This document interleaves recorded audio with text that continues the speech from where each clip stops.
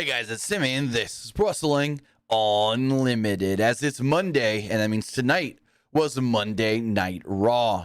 I thought tonight's Monday Night Raw was pretty good. There was a couple things where I was like, this is a little boring, or this is whatever. But there was some really, really good stuff on tonight's Raw. We did a lot of building towards Elimination Chamber. I am going to talk about, but we're going to save this to the end of the podcast, a spoiler that came out this afternoon for Elimination Chamber that plays into something we saw tonight on Raw. So don't worry, I won't talk about that until the end, and then I will put this graphic up on the screen when I do talk about it, so that way you guys do know, hey, spoiler talk on the podcast. So with that, Luke, what do you think of tonight's Monday Night Raw? I thought Raw was good. I'm not going to say it was great. I thought it was a very productive Monday Night Raw. They did a good job of setting a lot of stuff up for Elimination Chamber. They did some stuff for WrestleMania, so there was a lot of productivity towards it. Oh, yeah. And so, like you said, they even built stuff for WrestleMania, which, if anybody, unfortunately, we now know that, let me back that up a little bit. Everybody was already under the impression Sami Zayn was not beating Roman Reigns at Elimination Chamber. But if anybody thought maybe that was possible, that thought out of your mind tonight with that Cody and Paul Heyman segment. So, yeah, Cody and Roman just became an even bigger match, just became even more interesting. I saw so many people going, I was kind of interested. And now with the Heyman stuff tonight, they go, oh, I'm so interested. I can't wait till we get Cody and Roman in the same ring talking. So that's going to be great. We probably won't see Cody and Roman together till after Elimination Chamber. What is it, 2 weeks from Saturday? A week from this Saturday. Chamber's coming up quicker than you would think. So I can't wait so maybe the 20th is when we get Roman on Raw to start building up Cody stuff, because that's the Raw after Elimination Chamber. But with that, guys, I want to say thank you if you are watching this live, either twitch.tv/PWU Unlimited or youtube.com/Pro Wrestling Unlimited. Remember, if you are watching live, you can help us out a couple of different ways. If you're watching live on Twitch, you can help us out by hitting that donate button down below, or by donating Twitch bits in the live chat. Also, remember, you can subscribe to the channel one of two different ways. You can either subscribe with a tiered subscription, or you can subscribe with Amazon Prime. Because remember, if you have Amazon Prime or access to somebody else's Amazon Prime account, then you have Prime Gaming. Prime Gaming gives you a lot of cool things like free games, free stuff for games, and it always gives you one free subscription to any Twitch channel you want to subscribe to throughout the month. And I'd greatly appreciate it if you did right here, Pro Wrestling Unlimited. Also, remember, if you're watching on YouTube, you can help us out over there as well by becoming a channel member. As a channel member, you get early access to news, early access podcast episodes, early access non-news videos, graphics packages, and so much more. Also, remember, you can get all of that by heading over to patreon.com/PW Unlimited. And finally, head over to the Epic Game Store. Head over to the Epic Game Store and buy something. Whether you're buying a new game, whether you're buying an old game, whether you're claiming one of the free games or getting bucks for Rocket League, Fortnite, Fall Guys, or not Rumbleverse. I want to say it, but I can't anymore because that game's going away. Rocket League, Fortnite, or Fall Guys, use our code down here, PW Unlimited, at checkout, and you will be directly supporting us at no extra cost. Remember, use code PWU NLIMITED for all Epic Game Store and Epic Games and Epic Game Store purchases, whether that's on your computer, your PlayStation, your Xbox, your Nintendo Switch, or mobile devices for Fortnite. It's unfortunate that Rumbleverse is going away. The game was fun, and I say that like I played it a lot. I played it for the first month or two it was out, and then never went back to it. So it's very unfortunate. Games like that and Knockout City are going away because the player base just dropped off so much. It really sucks. Honestly. Go for it. I only played like Rumbleverse like once or twice. I know there's quite a few people that played on Twitch. Yeah. Like Macho T. I'm saying it right now. I don't know if they ever tried, but if they could have got any sort of WWE or AEW or even Impact Wrestling or New Japan tie-in, maybe that would have helped. But I don't know. Maybe they just didn't have the budget to reach out. It's unfortunate because that game, launched in August. August, September, October, November, December, January. The game only lasted 6 months, unfortunately, but we'll see. Maybe they work on something new that's even better as their next game, because I don't think the studio's going away. I think it's no, it's not Valen Studios. Valen Studios is the one behind Knockout City. But hopefully both studios can do some cool things going forward. I know the Knockout City developers said that the reason Knockout City is basically kind of going away is because they can't focus on more than one game at a time, and they are working on their next project. But with that, Monday Night Raw kicked off with Edge and Beth Phoenix. There was a video package recapping their issues with Judgment Day, going all the way back to October and Elimination or Extreme Rules. Edge says he was happy to be back and added, quote, "I am the king of comebacks at this point. It's getting silly." Edge then admitted that they have a Judgment Day problem, and well, that's mainly his fault because he started Judgment Day. Yet, the reason he started Judgment Day is still showing today. He started Judgment Day to get superstars, new young superstars that aren't getting noticed. And well, everybody that's in Judgment Day today is thriving since joining, like Damian Priest and Rhea Ripley. And then he goes, oh yeah, and Dominic Mysterio's with them too. He said Finn is even on another level than he ever was. Edge felt helpless, though, when Ripley held the chair to Beth's head Edge said that he felt helpless when Rhea held the chair to Beth's head in October at Extreme Rules, stating that the safety of his wife was the only way they were going to get him to say, I quit, and that's what happened. He never felt more helpless, and they said, I have to give Judgment Day their golf clap. I have to give them their due. Edge says that he would stop at nothing, though, to get his pound of flesh back. Beth Phoenix goes, all right, let's just cut to the chase here. I'm done with all this. I want Judgment Day out here. We need to talk to them. And out would come Balor, Priest, and Dominic. No Rhea Ripley. Balor told Edge, it might be time to say, quote, I quit for good. Crowd loudly booed when Dominic bragged about serving hard time and made a remark that Ray never made it into the Rumble. Priest acknowledged that Edge and Beth kept coming back no matter what they did to them. Priest threatened them with worse than they've ever seen, saying that he would beat Angelo Dawkins tonight and become the United States champion at Money in the... Wait. No, not Money in the Bank. This man's got me so flushed up, I can't even think about what I'm trying to win a match for. I thought that was kind of funny, trying to cover up for your little botch there, but he meant Elimination Chamber. Edge then thought it was ironic that Priest didn't want to be by his side, but he followed Balor. He says, you don't want to be under somebody. You don't need a leader. You want to be, equals, yet you follow Finn. Edge then threatened to drop them all faster than Dom dropped his pants in prison. Edge says, I can't wait to see when Ray comes back and kicks the teeth down your throat. Edge then made a reference to the band Jamiroquai, mentioning their song Virtual Insanity from like the 90s, I think it was.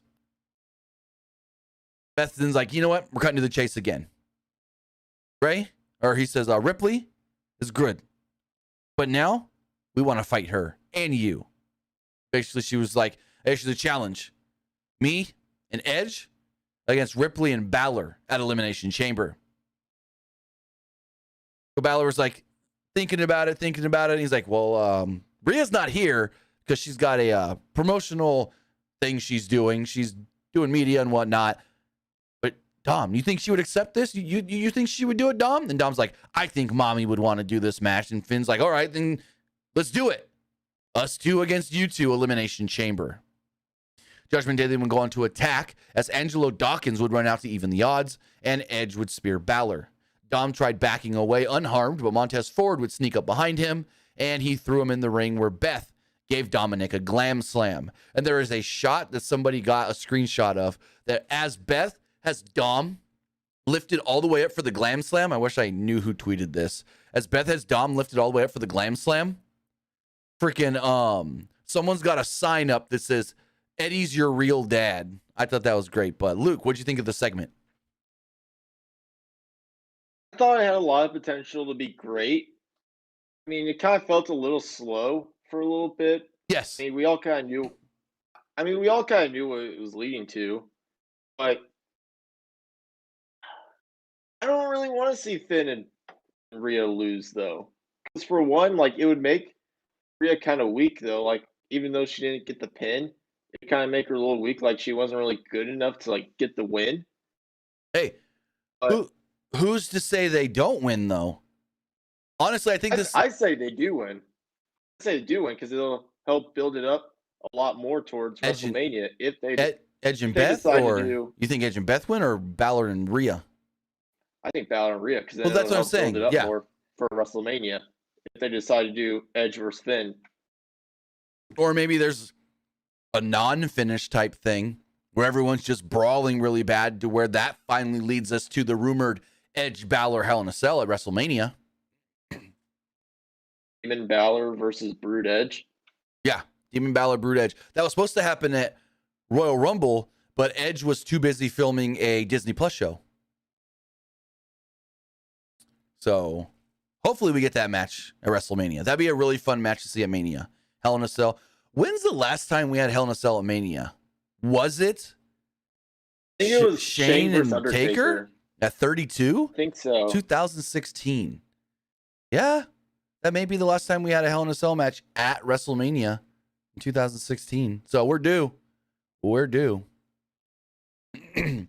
So we come back, and it's just Angelo Dawkins and Damian Priest in the ring. They stated that during the break, Adam Pearce came out and tossed everybody out of ringside. So we're doing this right. We're only going to have the two men that actually need to be out here, because this is an important match. And the match itself went roughly 12 minutes. I think it started during the break, maybe. I didn't get a super accurate time on it because I wasn't sure if the match started before the break or during the break or right when we came back from break. But when we came back, Dawkins ran into a super kick, and Priest followed this up with a flatliner for a 2. Dawkins countered a choke slam into a silencer for a 2, followed by a swanton for a near fall. Priest then followed this up with a spinning kick and a South of Heaven choke slam for the pinfall victory. It went 12 minutes, but the match didn't blow my skirt up at all. It didn't really do much for me, and I felt like there was nothing really of note. Everything looked solid, and these two guys worked good together, but it was just not a super entertaining match. Like, it wasn't bad, but there's just nothing special about it. What'd you think? I mean, to me, it just felt like just a regular match. Yeah. But with this match, it does put Damian Priest in the U.S. title Elimination Chamber match at Elimination Chamber. We expected, honestly. Oh, yeah. Austin Theory would arrive in a black Lamborghini convertible. Corey Graves congratulated Bad Bunny on winning a Grammy. And Adam Pearce officially welcomed Maxine Dupree and the other two, Mace and Masay and Mansoor, to Monday Night Raw as the newest members of Raw as they were signing their new Raw contracts. I mean, WWE kind of already told us this when they put the Raw graphics on their .com profiles. So we knew this was coming because they were on Raw last week, and WWE updated their profiles before tonight's Raw. They then left as Chelsea Green would arrive and wanted to speak with Adam Pearce. She arrived to complain about getting Belgian chocolate last week instead of Swiss chocolate, and also about not being in the chamber match or even having an opportunity to be in the chamber match. She said she wanted a match tonight, or else maybe she would call Pearce's manager, and that would be bad news for him because she can get him fired. She then closed it by saying, "Okay, thanks, bye," and left. So if you haven't figured it out, Chelsea Green's got a comedy gimmick, and she's supposed to be a quote-unquote Karen. Yeah. I thought the part where it's like, give me what I want or I'll call your manager. I thought that's definitely a Karen right Oh, there. yeah. So they're starting this off like, what's what I'm looking for? At the umpteenth level. They're not even like slowly building to her becoming a Karen or being a Karen. She's just 100% coming in already as it, which is kind of the funnier way to do it. Because I would have thought maybe another way you do it is she gets screwed a couple times, then becomes a Karen, and then we go from there. No, she's just coming straight in complaining about shit that no one else cares about. So I think if anybody can pull this gimmick off, it would probably be Chelsea Green, because when you think about all the different women WWE has or that could be interested in, I think she has some of the better comedic timing. So I think she is going to do well in this role. I don't know whose idea the gimmick was, but I'm glad it went to her and not somebody else. I just actually thought of an idea. Go for it. What if they brought back Zack Ryder, and then they were like, "Give me what I want, or my man will teach you a lesson." That'd be funny. Looks like Kid Vicious in the Twitch chat doesn't know what a Karen is. He says, "You mean Karen Jarrett?" No. A Karen is a slang term for a female that all she wants to do is complain about stuff. That she wants everything her way, even if that's not the right way to do things. And she always goes, if I don't get what I want, I'll try to get you fired and I'll call your boss and and I'll complain to HR and management and that's what a Karen is. It has nothing to do with Karen Jarrett. Not even close, since Saturday says. Go for it. Plenty of YouTube videos. Right. You can see examples of Karens.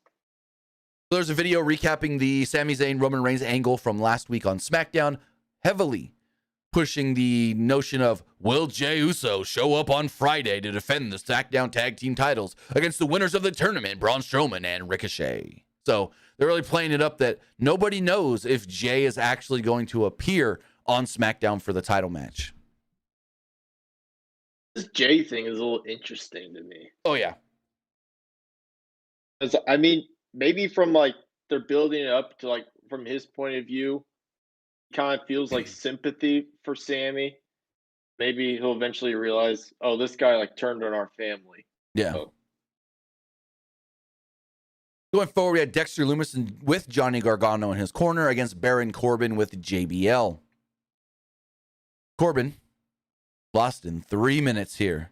Corbin attacked Lumis before the match during a picture-in-picture as they showed a replay. And we were in a long chin lock spot. Less than about a minute into the match. Lumis then found like a second rest hold. And the finisher came kind of just out of nowhere and he beat Corbin. JBL was very unhappy here, which leads to something that happens a little bit later. So, any thoughts? There's really nothing really to say here, but. I mean, I kind of feel like Corbin probably should have gotten the win here because, I mean, not for where it wasn't really going to hurt. If you think where it led to, I mean, we'll just fast forward. JBL basically dumped Corbin. So Corbin had to lose for JBL to want to no longer be with him. Yeah. I mean, I don't know why they got rid of that so soon. I feel like they just got JBL with them. There's got to be some overarching. I'm trying to think where this could lead to.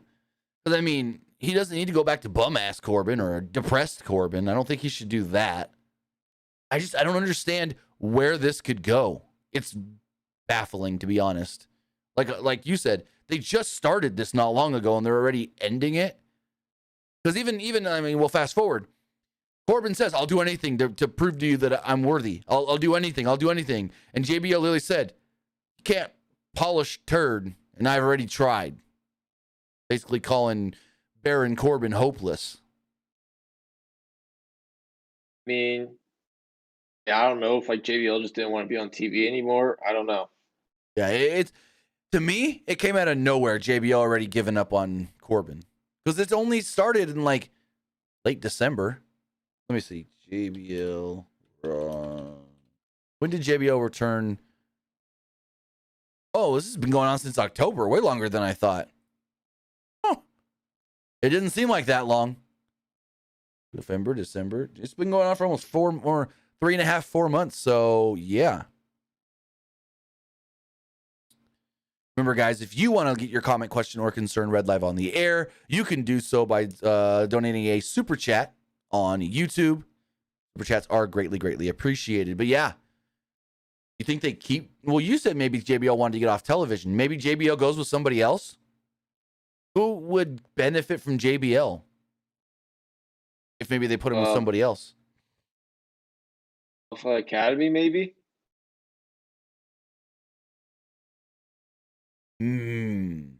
Make the Alpha Academy. Well, I said it before. Make the Alpha Academy his new Basham brothers, like back in the day. Maybe he's like, you know what? You need help. I'm going to bring in Alpha Academy to help back you up. Yeah, there is a slight chance that he changes his mind and gives Corbin a second chance. So as we move forward, Byron Saxton interviewed Becky Lynch. She ran down her history with Bayley, which started right here in Orlando, and warned her not to talk about her family anymore. Lynch said that Bayley could bring her friends with her because it's not going to matter. Lynch said that she has one more card that she can play that she hasn't played yet and may need to pull that out tonight. Then we got Brock Lesnar and Bobby Lashley. These two got great reactions from the crowd. This was overall a pretty good segment. So Lesnar asked if the crowd enjoyed him being at the Royal Rumble. They cheered, but then he thought kind of sucked, at least for him. Lesnar said that he got eliminated pretty quickly, and worse, it was against Bobby Lashley? Lesnar then took time off this last week, saying he was always like, I know you guys probably expected me to be here last week, but I took a week off. He's like, I went hunting and fishing, and all I could think about was Bobby Lashley.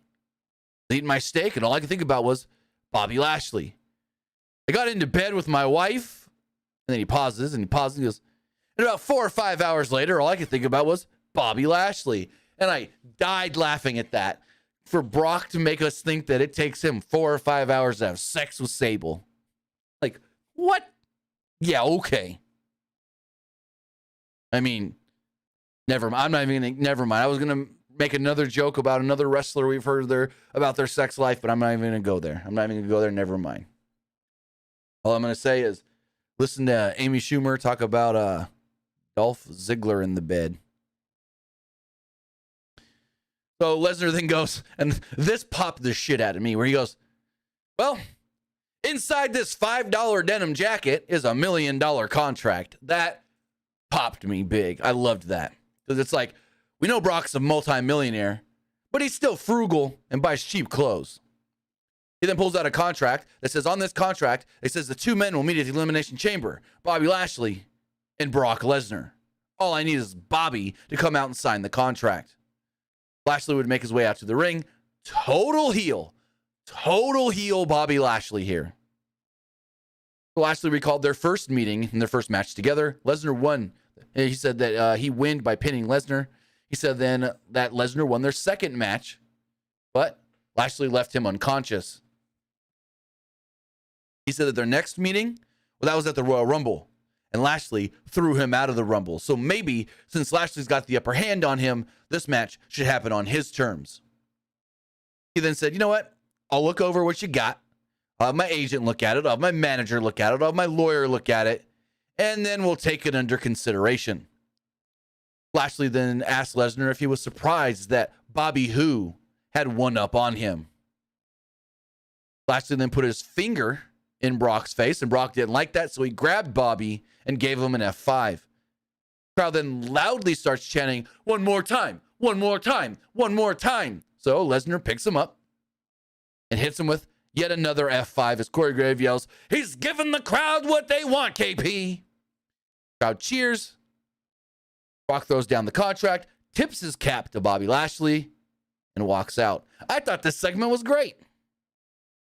I thought it was good. I thought Brock was really good on the mic. Bobby was good at being a heel as well. Kind of came out of nowhere, the healing it up from Bobby, since he's been a babyface for a while now and been kind of like, what's the word I'm looking for? Pushing off the advances of MVP to slightly turn him, because you would think if he joins back up with MVP and they reform the Hurt Business, he'll probably be a heel there. And he's like, no, I want to do everything by myself. I don't need help from you guys. I don't want to join up back with you and this and that. So you're like, okay, they're going to keep Bobby babyface. And then all of a sudden this week, he's just a heel. Kind of weird out of nowhere. Yeah, and especially you would think Bobby's the babyface in this one because Brock screwed him over in that U.S. title match against Austin Theory. True, but Brock's going to get the babyface reaction no matter what, so it kind of makes sense. So I don't know. Honestly, I think this is a match that could just be two big hosses fighting, and it doesn't matter who's a babyface or who's a heel. It's just two guys that are very dominant in what they do, wanting to beat the crap out of the other. I don't think it needs a heel or babyface dynamic. So we go to the back, and Gargano and Loomis approach Candice as she's psyched up for her upcoming match. Loomis presented her with a drawing of LeRae and Gargano with their dogs. LeRae was pleased until she noticed a strange woman drawn to the side and asked who it was. They realized that it was Nikki Cross, who was stalking them in the background at that very moment. Cross cackled and scampered away. Gargano and LeRae, they were kind of perplexed as Loomis just stood there in silence. Also, I don't know if I heard this right or not, but did Candice start saying something about Indy Hartwell? I don't know. I know when like they were showing the picture when like Candace said like, "Oh, it's the whole family." I thought it was going to show Indy Hartwell in that picture. I thought she said something about Indy, but maybe I just misheard it or something. So, I feel like Indy needs to be on the main roster pretty soon, right? Because they already got Dexter with them. She was backstage. She worked main event taping. I think if I read it correctly earlier, she had a match for main event with Dana Brooke. Spoiler alert. But who really watches main event? But yeah, I think she took on Dana Brooke. Creed brothers were there as well. So, speaking of Candice LeRae, her match was next. It went just shy of 10 minutes. It was a fatal four-way match for the final spot in the Women's Elimination Chamber match. It was Candice LeRae, Michin Mia Yim, Carmella, and Piper Niven. I thought the match was good. I thought, when you get matches like this, sometimes they can turn into a little bit of a cluster, but I think they did a good job with not having too much going on at once in this match. That's the one big takeaway I can give, because a lot of times when we see these four ways in WWE, they try to cram so much into it. But I feel like this time, it was actually paced really well. All the women worked good together, and they let every woman kind of shine in a way that no one felt like they were stepping on top of each other's stuff. So Piper Niven panicked her other three opponents once she hit them all with a crossbody at once. After a commercial break, Mia Yim gave Carmella an defeat, but Piper Niven broke up the pin. LeRae gave Niven a lion salt, but Yim broke up the cover. Niven gave Yim a spinning side slam, but LeRae broke up the cover. LeRae then avoided a Niven senton and hit one of her own. Carmella tried a surprise schoolboy on LeRae, but she kicked out. Carmella gave LeRae a Bronco Buster, and Niven gave LeRae a cannonball. Carmella then superkicked Niven out of the ring and stacked up LeRae to pick up the victory. They really killed frickin' Candice there at the end to make sure we knew she was done. So Carmella gets the final spot in the Women's Elimination Chamber match. Corey Graves, super happy. He's like, this is the first time we've seen my wife in months. So now in the Women's Elimination Chamber match, it is... I'm trying to think of this off the top of my head without looking at it. Raquel Rodriguez, Asuka, Liv Morgan, Nikki Cross, Natalya, and Carmella. So those six will fight inside Elimination Chamber, with the winner getting a shot at Bianca Belair at WrestleMania. What'd you think of the match? The match was all right. I honestly thought Piper Niven was going to win because she had a good showing out in the Royal Rumble, so I thought giving her the win would have helped build her up more as like the new Piper Niven. Like, she's no longer Dewdrop. Mm-hmm. So, but I guess giving the win Carmella isn't terrible either. It's her first match back, so a big win could help her out as well. Honestly, if I had to pick right now who wins the Chamber, I'm probably going to go Asuka. Oh, 100%. Asuka and Bianca would kill it at WrestleMania. Because if you're going to try to go after match quality, definitely go Asuka. So we then have the Corbin JBL segment that we already talked about. JBL basically kicked Corbin to the side and said, I don't want to be with you anymore.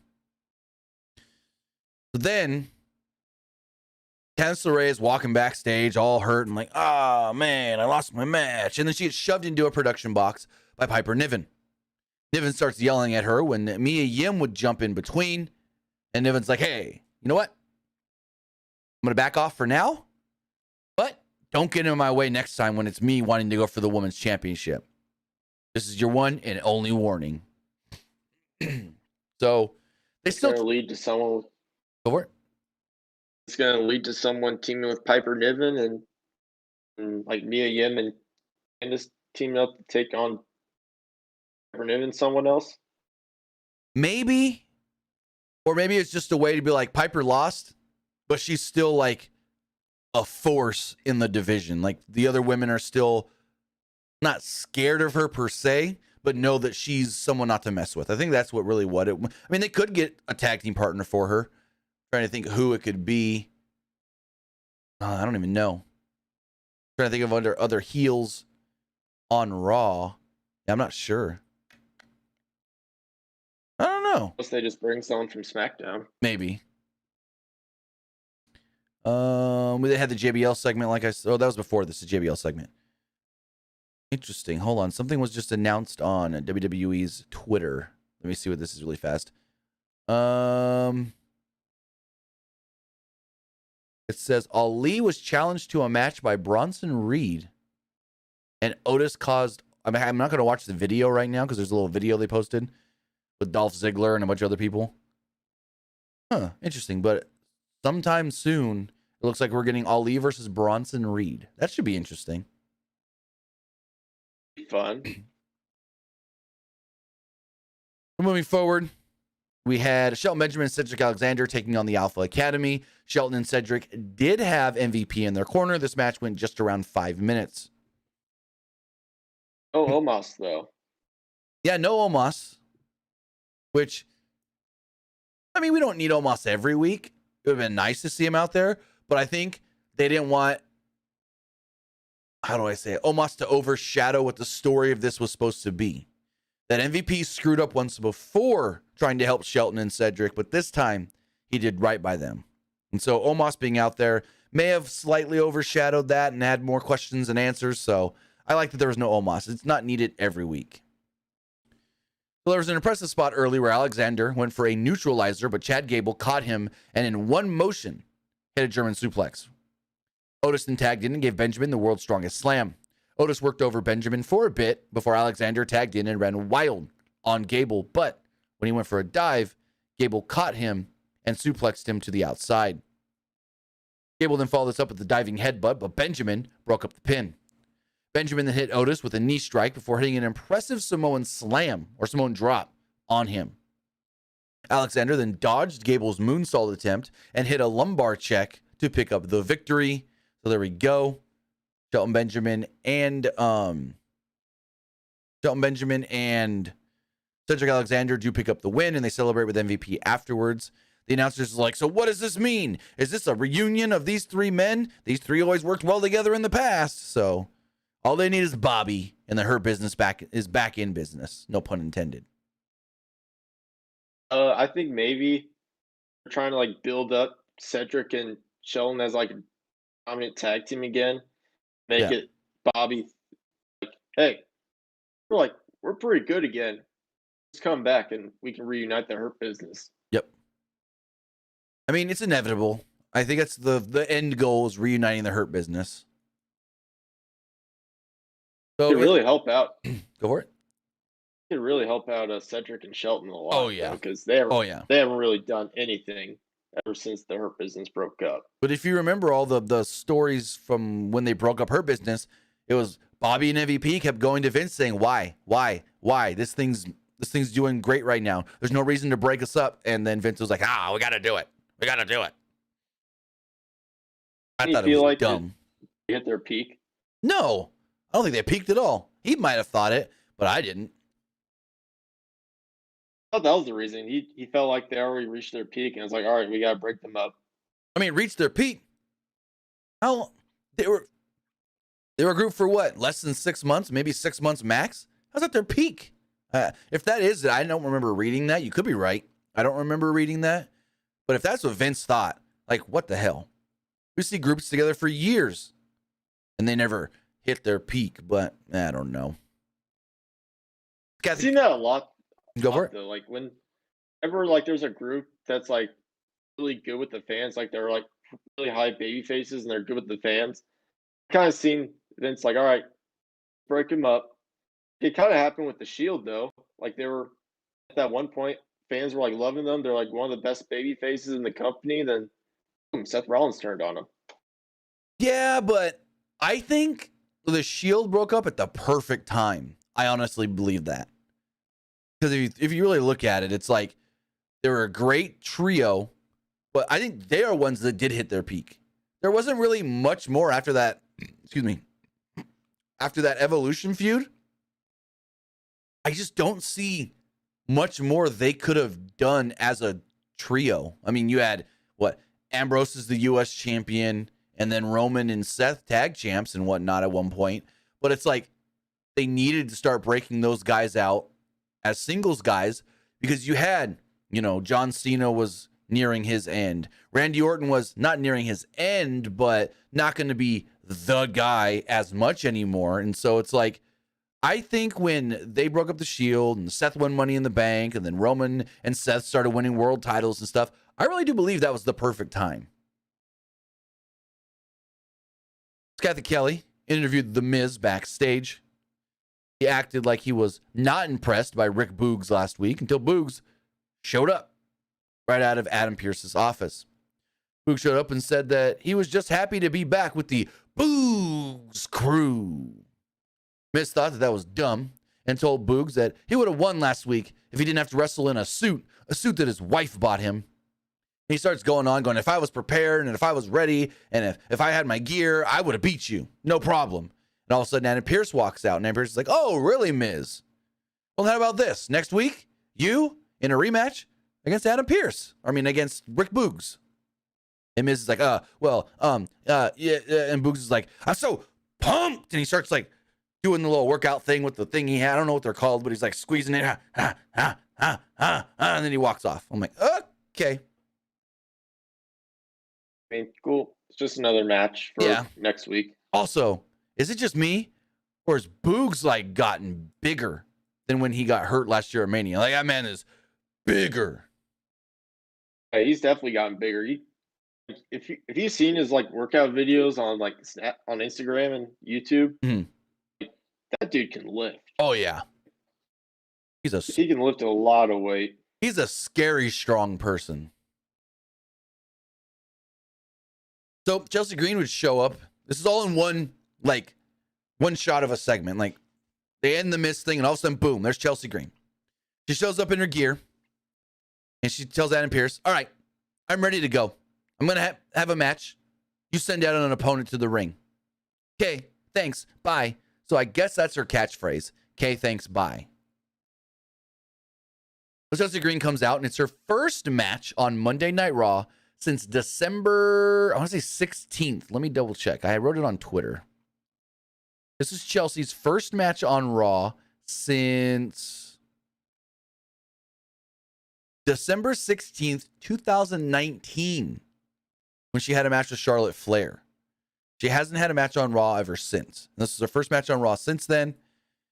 And we're all sitting there and we're waiting and we go, who is her opponent going to be? I, along with others that I saw on Twitter, thought maybe it could have been a return for Nia Jax. But nope. Out would come Asuka. And this match got a little weird early on.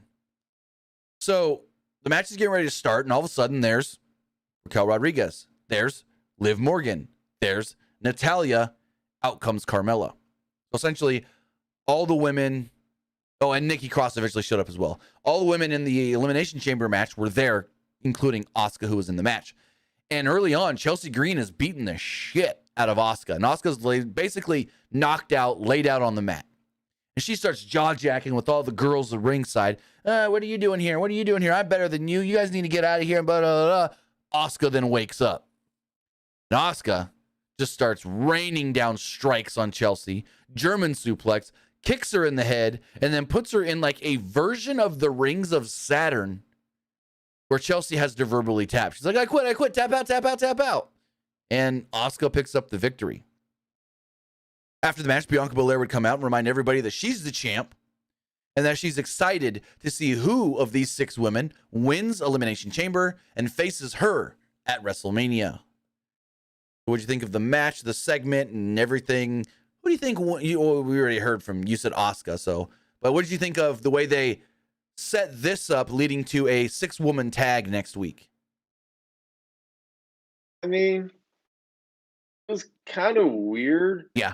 Like, all the women just like randomly just showed up and just started watching Asuka and Chelsea Green match. But I mean, if Asuka doesn't win the chamber, the only other person I can think of is probably Liv Morgan. Right. But yeah, if Asuka doesn't win. It felt weird to me too because we weren't supposed to know. It was like no one was supposed to know who Chelsea's opponent was. So why would Natty, why would Raquel, and why would Liv not be there, but why would they be so perfectly ready to be at ringside for Chelsea's match?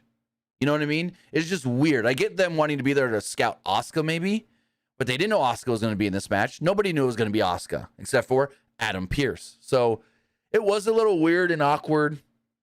So, but it's whatever. It accomplished what it needed to accomplish. Next week, we're getting a basically Survivor Series style match-ish. Because, they say, Survivor Series, the one time of the year when Raw and SmackDown superstars face off each other. Well, it's going to be Raw versus SmackDown next week. It's going to be Asuka, Carmella, and Nikki Cross against Liv Morgan, Raquel Rodriguez, and Natalya. I'd probably say Raw might win. Say it again? I think Raw side would probably win. That's a tough one. I think if Asuka is winning the chamber, her team loses. Maybe Liv pins, trying to think, Nikki or Carmella. I think if Asuka's winning, her team loses. Then we moved on to one of the best segments we've seen in a very long time, as far as just 2 people talking in the ring. Nothing really happened. No, nothing at all happened physically. This was a mental game at its best, at its peak. This was amazing. Dare I say, fantastic and outstanding. So Cody comes down to the ring to a big reaction from the crowd. Also, back it up really fast. Cody gets like 77 pieces of pyro, right? But when Brock comes out, he gets pyro noise. We hear the, but we don't see any pyro, which is weird. But Cody's got pyro going off 2 or 3 times during his entrance. Anyways, Cody comes out and does his catchphrase, "So what do you want to talk about?" Rhodes mentions that Roman Reigns will take on Sami Zayn at Elimination Chamber. And the crowd, Rhodes says that the crowd read his, the crowd's chanting for Sami, and he says, "Yeah, you read my mind." While his path to WrestleMania is a straight line, Reigns will be defending his title against a guy who has kicked up dirt and fought his way to a championship match in his hometown in Sami Zayn. Rhodes says that he respects anyone who fought against injustice put upon them, and he considers Sami a friend. Rhodes then wishes Sami well and said, quote, "Let the best man win." Out would then come Paul Heyman. Ooh, this is when shit got real. So Heyman comes out to the ring. The crowd loudly sang along with his spiel. "I am the advocate. I am the what is he? Wise man to your undisputed WWE Universal Heavyweight Champion, the Tribal Chief, the head of the table, Roman Reigns." And I love how he says Roman's name differently than he ever did Brock. Brock's name was always Brock Lesnar, but Roman's more subdued. Roman, and he's got to drag out the end of the Reigns. Reigns. I always like the way he does that. Anyways, he informed Rhodes that he informed Rhodes that the only week as busy as the week leading up to the big event like the Royal Rumble or WrestleMania was the one to follow. So, a week after he did it, Heyman congratulated Rhodes on his win in the Rumble. They shook hands in the middle of the ring. He even asked Cody, "Can I come in?" Cody said, "Sure." Cody then took over and said that his father and his brother had a nickname for Heyman. But all Cody wanted to call him was Mr. Heyman because he respected Paul and everything he's done. And Paul knows why he respects him. Rose then decided to pull the curtain back for everybody here and watching at home. He said in the year of 2000, the Rhodes family came across real hard times. They were broke with no more than $150 in the bank account for the entire family. My father did local car commercials, not for a paycheck, but to keep the car. Crowd starts chanting, Dusty. He then said that his father got a call one day from Paul Heyman himself, stating that ECW was coming to town and Steve Corino was going to cut a promo on Dusty Rhodes, and it would be great if Dusty could appear. Heyman fighting back tears at this point. Cody said that Heyman offered to pay Dusty and pay him well. He said Heyman was also a man of his words. He said thanks to Heyman, Dusty got his confidence back, and Cody would never be able to thank him enough for that. Remember, 2000 was only a few years before he ended up going and working for Jeff Jarrett in TNA. TNA started in 2002. Dusty Rhodes was kind of like their first authority figure for TNA. So, yeah. Cody said before he returned to WWE, he was somewhere else, the other company, a little bit of a disruptor in this business. And Heyman helped show him the way. Cody thanked him again, and the crowd started chanting, "Thank you, Paul. Thank you, Paul. Thank you, Paul." Heyman then took a step back and kind of chuckled. He told Cody, "You're good. You're really good." Heyman tried finding the words as he was kind of speechless. We never see Paul Heyman speechless like this. Crowd starts cheering.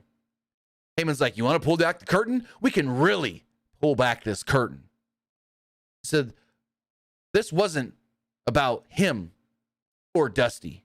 This is all about Cody. This was about everything that Cody fought for, leaving through the door and walking right back in. This was about main eventing and winning at WrestleMania. Winning at WrestleMania would be the storybook ending, but it was all up to Cody to make sure he didn't come up short, because Cody was going against the biggest box office draw at WrestleMania in Roman Reigns. He said nobody else knew what it was like being under the spotlight, and nobody prepped Cody for this. He then says, we're here in Orlando. What else is in Orlando? The Performance Center. What was the big thing at the Performance Center? Your father, Dusty Rhodes. Dusty Rhodes trained and prepped the stars, the biggest stars of this current generation. He said, your father trained and prepped Seth Rollins. Your father trained and prepped Becky Lynch. Your father trained and prepped Bayley, Kevin Owens, and the tribal chief, Roman Reigns. There's one person your father didn't train, didn't prep. That was you. Heyman said that maybe Dusty simply wanted Cody to do it on his own. Heyman couldn't stress how much he loved Dusty or how much Dusty loved Cody. He said, in my last conversation with Dusty, he told me that Cody, you were his favorite son. But that Roman Reigns was the son he always wanted. Heyman drops the mic. The crowd boos uproariously. Cody then slowly gets in Heyman's face. Heyman takes a step back, and you hear someone go, whoa, whoa, whoa, whoa, whoa, whoa. I don't know if that was commentary or what. Cody then kind of forces Heyman to shake his hand, and he keeps Paul close. Cody gets really serious here and says, Paul, you've made this personal. You really have. And then at WrestleMania, tell Roman Reigns that I am going to take his titles personally. Cody then leaves. Woo, boy, was this awesome. What did you think of this fantastic segment? This segment I honestly, this was a great way to like start off this Roman and Cody feud. Hmm? And honestly, I think the main like story here can just be like Roman was the son that Dusty has always wanted, and Cody can like prove him wrong at Mania. The one line I forgot to mention here from Cody at the end, where he said, he told Heyman, "You've made it personal, and you won't be the one that's going to have to pay. It'll be your boy, Roman Reigns." I loved that. Where he's like, "You're not going to be the one to pay. It's going to be Roman when I take his titles personally." And I'm like, oh, that was a good line. Cody, and I think you said it to me too, sounded like maybe he, no, I wouldn't say was sick, but kind of losing his voice a little bit. Regardless, Cody was tremendous. Heyman, tremendous. I can't wait till they throw Roman in the mix and Roman starts cutting promos on Cody with Cody back and forth. If you weren't sold on this being the main event for WrestleMania, I bet you are now, or very close to it. I can't wait to see in-ring only non-physical verbal interactions between Roman and Cody. I can't wait. Well, they're gonna wait until like the Roman and Sammy stuff is over. Yeah, so as early as the 20th. That's the Raw after Elimination Chamber. We then had a Kofi Kingston video package celebrating Black History Month. And then we had our final men's Elimination Chamber, actually the final Elimination Chamber qualifier for either chamber matches.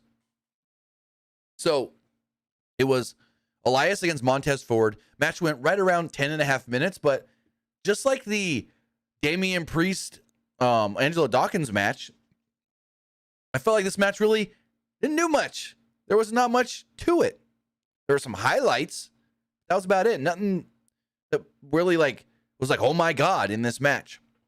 So highlights of the match were Ford doing some wild flip dive over the ring post to the outside. He followed it up with a big frog splash to pick up the victory. Austin Theory was on commentary and posed with his belt on top of the announce table when after the match, Seth Rollins would run out, trip Theory off the table, and then give him a curb stomp. Rollins pranced around the ring as Ford kind of celebrated his victory and watched Seth. So yeah, I really didn't get many notes here because not much really happened, at least in my opinion. I mean, this match really could have gone either way. Like one, Montez Ford winning because he could do some really cool stuff in the chamber. I mean, he can like dive right off one of the pods. Yep. That would look amazing. One of them frog splashes. Or he could have done Elias because he has chamber experience, so he could have been like, all right, this guy already has experience. We can just put him in the chamber match, even though he's not winning. Yeah, but I think they want Montez in there to jump off of a pod. Yeah. Get that moment, I guess you could say. Before we go to our main event, we get 3 things actually announced for next week's Monday Night Raw. Brock Lesnar and Bobby Lashley will have a contract signing for their match at Elimination Chamber. We'll have Raw versus SmackDown in a 6-woman tag team match with Asuka, Nikki Cross, and Carmella take on the team of Raquel Rodriguez, Liv Morgan, and Natalya. And finally, Seth Rollins will be the guest on Miz TV. Then we go to our main event, where it's a steel cage match, Becky Lynch, Bayley. Match goes 15 minutes and 10 seconds. And one thing to note before the match, last week, Corey Graves had offhandedly mentioned, oh, by the way, Dakota Kai was injured in the Royal Rumble. Okay, didn't say anything else on it. Well, tonight, Dakota came down with a knee brace on and crutches. So all I'm going to say is I don't think, and because I don't want to get into the spoiler yet, I don't think Dakota's injury is that serious. Like, she should be good to go in a couple of weeks. If what I'm hearing and what others are saying is true. So I think they were trying to do as little of commercials during the match as possible because we had a commercial. We then got the entrances and went straight to another commercial. I think they were trying to get as little commercials during this match as possible. So we come back and they're like, well, we know this match is going to happen and no one's going to interfere because we're back from break and that door is locked. So Lynch was aggressive early on and took control for the first portion of this match until Bayley bonked her off the side of the cage. Bayley followed this up with the flying elbow drop for a 2. Bayley hit a sunset flip bomb into the bottom turnbuckle during a break, but Lynch fought back following the break. With Bayley draped on over the top rope, Lynch hit a diving leg drop for a 2. Bayley countered a manhandle slam into a back suplex and got a 2 off of it. Bayley tried to escape, and she was climbing up the cage. So instead of Becky just trying to like yank her down or whatever, Becky actually drop kicked the cage itself, basically shaking the cage. In turn, Bayley falls off. I thought that was clever. I think I've seen that maybe once or twice before, but it's a move and I guess you could say what's the word I'm looking for, a tactic we don't see often. Lynch tried to leg drop Bayley, but Bayley caught her and applied a leg guillotine. Graves pointed out that Bayley didn't have the ankle grasped properly here. Lynch then crawled towards the open door and flung Bayley around into the turnbuckle. Bayley tried the leg lock yet again, so Lynch drove her into the cage. They battled for position on the top rope until Bayley brought down Lynch with a belly-to-belly. They only got a 2 count, so Bayley climbed to the top of the cage. I went a little too ahead here in my notes. Hold on. Lynch went after her and applied a disarmor on the top of the cage until Bayley fell back into the ring. Cool looking spot. Lynch seemed to have it all won when Io Sky climbed up and knocked her back down. Kai then slipped a crutch into the ring, and that is when Lita would make her way out to the ring. Lita would come down and pull Io off the side of the cage. She would then kind of slightly go at it with Dakota. They made sure to make sure that Dakota didn't really do much here, which I liked because, Dakota's hurt. So what they did was Dakota tried to swing the crutch at Lita. They were on opposite ends of the steps. Lita then yanked the crutch out of Dakota's hand. Dakota kind of just caught herself on the steps. Again, not doing much, which is good. And then she hit Io with the crutch and gave her a twist of fate on the outside. Lita then slammed the door on Bayley, which allowed Lynch to hit a manhandle slam and pin Bayley to pick up the victory. Lita would then get in the cage and celebrate with Becky. I thought the match itself really good. So before I get into the spoiler, what did you think of this actual match? That was fun. I thought at first when Lita came out, I was like, "Why is Lita here?" But once I kind of realized why she was there, I think maybe because Becky and Lita, they fought each other in Saudi. Yep. Maybe this was gonna build up to something later down the road, but I'll let you get into everything else. So, I'm going to put this up on the screen. Spoiler alert. Give me 5 seconds. 5, 4, 3, 2, 1. All right. So, we see in this main event, Lita does come down to help Becky Lynch. We've got Becky against Damage Control. She needs some help. Well, the going word right now is that they're going to get a third with Lita and Becky, which will be Trish Stratus. The word going around right now is that at Elimination Chamber, it is going to be Becky Lynch, Trish Stratus, and Lita against all 3 members of Damage Control. Hence why I said, if that is true and the route they go, then it does seem like that Dakota is going to be fine within the next couple of weeks. So it's seemingly, and it looks like very possible that, again, it's going to be Becky, Lita, and Trish Stratus against Damage Control at the Elimination Chamber pay-per-view. So that is the spoiler I was getting into. Spoilers done. But with that, guys, that was everything that took place tonight on Monday Night Raw. I thought it was a good Monday Night Raw. Very productive type of a show, building towards WrestleMania, getting us interested in matches for that, building towards Elimination Chamber. So, Luke, any closing thoughts on tonight's Raw? How many matches do we have announced for Chamber so far? Officially 5. We have the Undisputed title match. We have the Brock Bobby mixed tag and the 2 chamber matches. So I would assume they'll probably add another one. Well, Then the 6-woman tag that we talked about. yeah, So I think 6 matches, maybe add a 7th short, small match, and you're good to go. right. But with that, as far as what we thought of the show, now it's time to see what you guys thought of tonight's Monday Night Raw as far as the polls do go. Let's refresh all of these. As far as the Twitch poll does go, 90% liked tonight's Monday Night Raw, with 10% thinking it was just all right. As far as the Twitter poll does go, let's see. 67% liked the show, 18% thought it was just all right, and 13% did not like it. As we go to the YouTube community poll, 82% liked the show. Well, let me refresh this really fast. Let's see.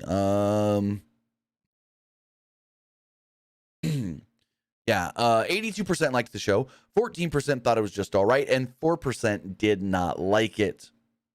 Some of the comments here, this person says,